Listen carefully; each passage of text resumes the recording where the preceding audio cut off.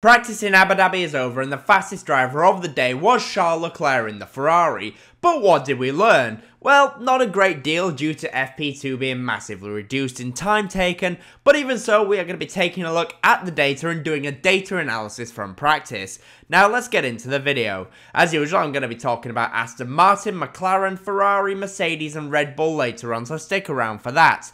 In Abu Dhabi there is only one representative practice session all weekend, and that is FP2. The reason for this is because FP1 and FP3 take place during the day, whereas FP2 takes place during the twilight hours, ending in darkness and starting in daylight like the Grand Prix, and also the start of qualifying. This means that running in FP2 is crucial. However, due to two drivers crashing out, we never really got to see much running in FP2. In FP1, 10 rookies also took part, meaning that half the F1 drivers only had one practice session to get up to speed. Due to the difference in circuit conditions between FP1 and FP2, there is usually a large difference in lap times, as the circuit comes to the drivers a lot more in FP2 with cooling conditions. To show this, I have the fastest times from FP1 and FP2. In FP1, George Russell set a time of 1:26.072, and in FP2, Charles Leclerc set a time of 1:24.809, which was his real first push lap of the day on soft tyres. And what can we see here? Well, what we see is that Leclerc has a huge speed advantage over George Russell. This should probably expect between the two sessions. Usually the teams run with the power units turned down in FP1 versus FP2.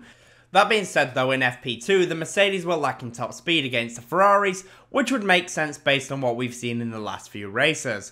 As well as this, we can see how much the grip has come to the drivers as the circuit has cleaned up and grip has increased with cooling temperatures. Notice how Leclerc gets onto the throttle sooner and picks up speed faster in the Ferrari. A reason for this is because grip has come up because the circuit has cleaned and the track conditions are more suited to the drivers, with it being a little bit cooler. With FP3 being set back during daylight hours, this was the only running in representative conditions during FP2. With the limited running in FP2, what teams in the midfield were looking good and what teams were not looking so good? Well, one team that didn't look great in my opinion was AlphaTauri. Yes, Ricciardo finished 12th and Tsunoda was 15th, but for AlphaTauri this was not good enough.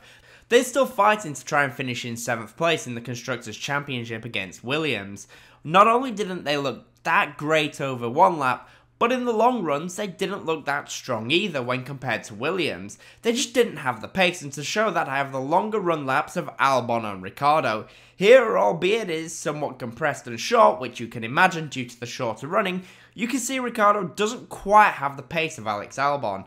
Now, as I mentioned, it is short, so it's really hard to tell. But this would, in my opinion, be consistent with the theory about Williams likely being stronger than AlphaTauri this weekend, and it is looking like they are going to secure 7th place in the Constructors' Championship. Also, it has to be said, Williams seemed to focus more on long runs than the rest of the field, so we didn't get to see their qualifying runs, which is why they finished so far down during practice. One team that looked lightning today, although that could just be because of what they focused on, was Alfa Romeo, as Valtteri Bottas ends the day in 4th place and Zhou Guanyu was in 7th place.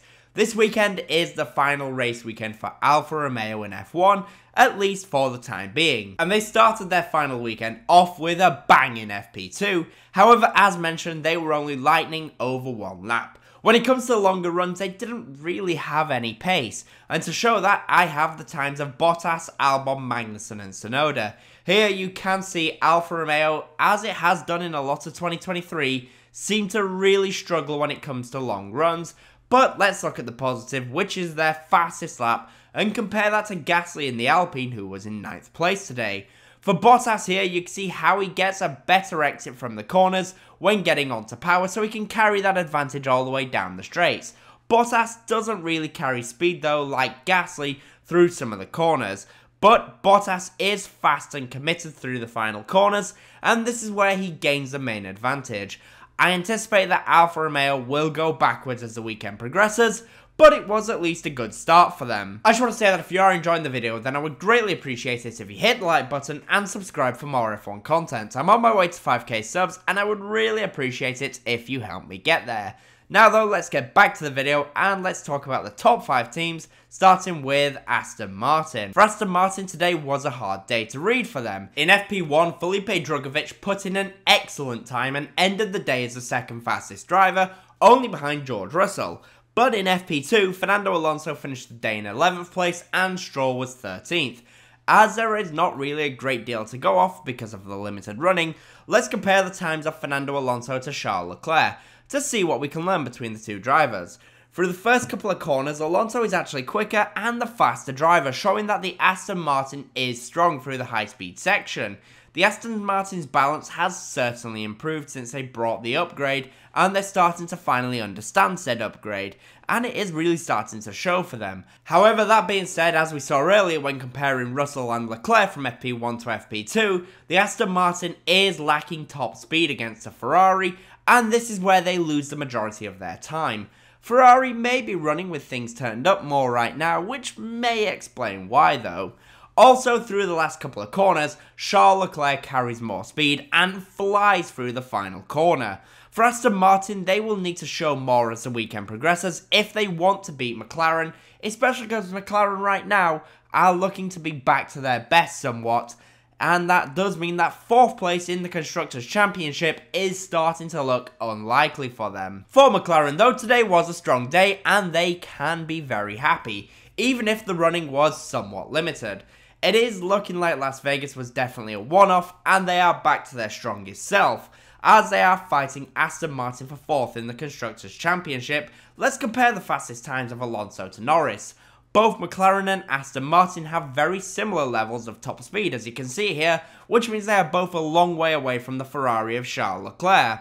However, McLaren are stronger at getting back onto the throttle. Through the tight and twisty section of Sector 3, you can see that Aston Martin carry a little bit better speed, but I think this should be expected.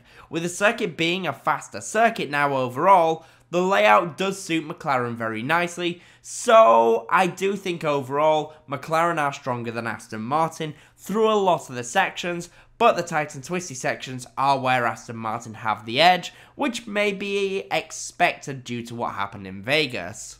I underestimated McLaren in my preview and predictions, and right now I think they are in a very good position, and they could do very well this weekend, and I do think they could be the 3rd fastest team overall. For Ferrari, Friday was a strong day for Charles Leclerc as he set the fastest time of the day on his first push lap of the day. Over the last few races, the car and balance have come towards Leclerc and he is absolutely flying right now, and he is in the ascendancy. For his teammate Carlos Sainz, however, things are not looking quite as strong as he ended practice 2 very early with a big incident in the wall.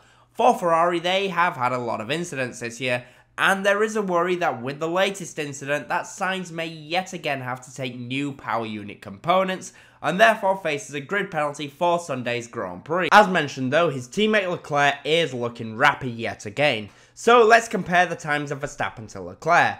This here for me is very surprising. Charles has fantastic straight line speed yet again, and therefore is faster in a straight line. He also gets a good exit onto the long straight. At the end of the long straight into the tight chicane, however, Verstappen does get slightly better exit and a better run.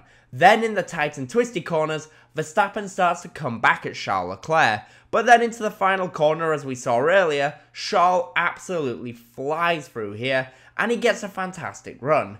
For Leclerc, it is looking like qualifying will be another strong performance by him, but it may still all come undone by race day because I have a feeling Red Bull are more suited to the Grand Prix than Ferrari are. For Mercedes, today was a bit of a mixed day in my opinion. They are sounding somewhat confident, but for me personally I don't really see it. Russell is in 6th place and Hamilton was in 8th place, and for me when watching Mercedes they didn't look planted, and much like we've seen with Aston Martin and McLaren, there seems to be a big top speed deficit between Mercedes and the Red Bulls and Ferrari, which you can see here when comparing Russell to Leclerc. When it comes to the race runs, Mercedes may be in a better position, but they have work to do if they want to secure 2nd in the Constructors' Championship. A potential power unit penalty for Carlos Sainz will definitely help them to secure 2nd place, because I think in a straight fight, Ferrari just have the edge, and I do think if Sainz doesn't have to take any penalties, then there is a very good chance Ferrari will still beat Mercedes to second place in the Constructors' Championship this year. And finally for Red Bull, today was an alright day. Verstappen was complaining a little bit about bouncing, but he was not the only driver.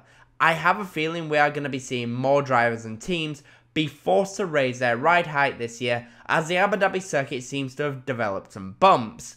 Over one lap, things are looking close as usual for Red Bull. However, when it comes to the longer race runs, as we've seen all too often this year, Red Bull starts to pull away from the rest. And you can see that here when looking at the longer runs of Red Bull to Leclerc and Russell. This could be a tricky Saturday, but I definitely see them being rewarded on Sunday with another Grand Prix win, and maybe, just maybe, another race with both drivers on the podium. So with that in mind then, what do I think will be the top 5 in qualifying? Please note this is just for qualifying. Well, I think it is definitely going to be a bit of a mixed up grid when it comes to Saturday. In P5 I think it'll be Oscar Piastri, P4 will be Carlos Sainz, P3 will be Max Verstappen, P2 will be Lando Norris, and I do think Charles Leclerc will once again take pole position, but I don't expect him to convert that to a race win either. But that is what I think for qualifying. The question is though, what do you guys think? In the comments, let me know. And as always, comment, leave a like, and subscribe for more F1 content. Thank you all so much for watching.